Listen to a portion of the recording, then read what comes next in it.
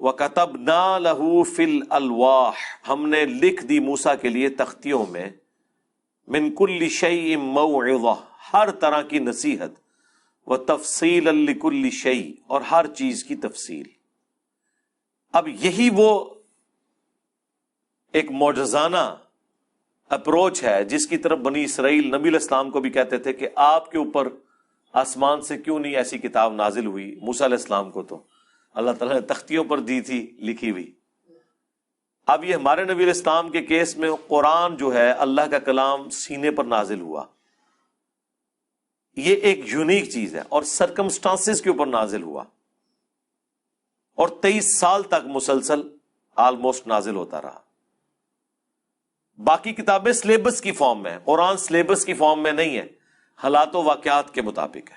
اللہ کے علم میں تو ہے، بل ہوا قرآن مجید فی لوح محفوظ، لیکن اس کا ٹیسٹ یہ ہے کہ صحابہ کرام کے ہر مشکل وقت میں یا اچھے وقت میں اللہ کی طرف سے آیات نازل ہوتی تھی، مسلسل اللہ اور بندے کا ایک رشتہ قائم رہا۔ یعنی غزوہ بدر کی کمنٹری آئی ہے سورۃ الانفال میں، غزوہ احد کی کمنٹری سورہ آل عمران میں، غزوہ خندق کی کمنٹری سورہ الاحزاب میں، غزوہ تبوک کی تفصیلی کمنٹری سورہ التوبہ میں۔ اس کے علاوہ بھی حالات و واقعات کے مطابق قرآن نازل ہوتا تھا۔ کوئی غلطی ہوئی ہے تو اس کی ریمیڈی آ گئی ہے۔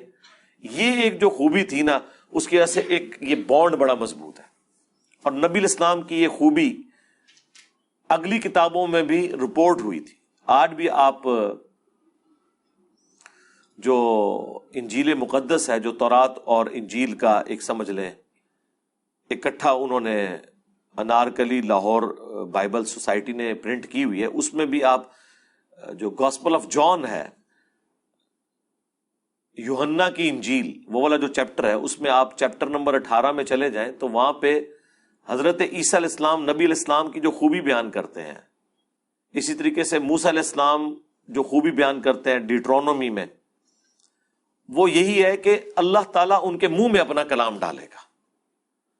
اب یہ اس زمانے میں ایک بڑی یونیک چیز تھی کہ یہ نہیں ہوگا کہ تختیوں میں لکھے، اللہ تعالیٰ ڈائریکٹلی اس بندے کے اوپر قرآن نازل کرے گا۔ یہ آپ کی خوبی رپورٹ ہوئی ہے۔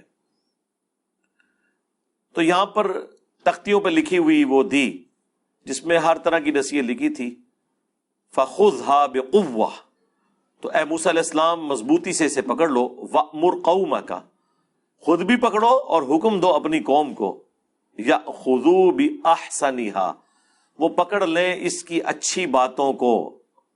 یعنی اس میں جو بھی باتیں، ساری باتیں ہی اچھی ہیں، لیکن اس کا بھی جو سب سے بہترین پہلو ہے نا، اس کی طرف وہ ایمفسائز کریں۔ سَأُرِيكُمْ دَارَ الْفَاسِقِينَ، ان قریب میں تمہیں دکھاؤں گا نافرمانوں کا شہر یا ان کے رہنے کی جگہ۔ اب اس سے مراد یعنی ان قریب تمہیں شام تک پہنچا دوں گا جہاں پر اس وقت نافرمان لوگ آباد ہیں، اور الٹیمیٹلی اللہ تعالیٰ تمہیں فتح دے گا کافروں پر، اور سرزمین شام جو حضرت ابراہیم علیہ السلام کا مسکن ہے وہ تمہیں واپس مل جائے گی۔ لیکن وہ تو پھر آپ کو پتہ ہے جو کچھ ہوا، جہاد سے ہی منکر ہو گئے، پھر 40 سال تک کے لیے اللہ نے سرائے سینہ میں انہیں بھٹکنے دیا، پھر وہاں جو نئی نسل پیدا ہوئی انہوں نے پھر اس وقت جو پیغمبر تھے یوشع ابن نون، ان کی سرکردگی میں جہاد کیا اور اللہ تعالیٰ نے پھر کامیابی دی۔ بہرحال موسیٰ علیہ السلام تو اسی دوران سرائے سینہ میں ہی فوت ہو گئے۔ آپ سے پہلے حضرت ہارون علیہ السلام بھی فوت ہو گئے، ان کی قبریں اسی صحرا میں بنی، کوئی مزار نہیں بنا جی، ہاں وہ گمنام قبریں ہیں۔